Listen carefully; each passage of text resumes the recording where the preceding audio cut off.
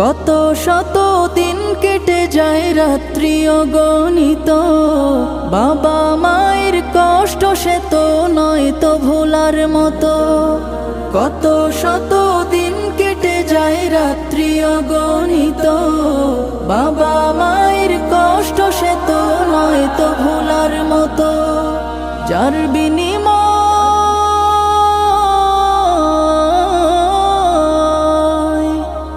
বিনিময় কণ্ঠে ফোটে পাক হরফের গান, যাদের বুকের মানিক হলো হাফেজে কুরআন, হাফেজে কুরআন, হাফেজে কুরআন।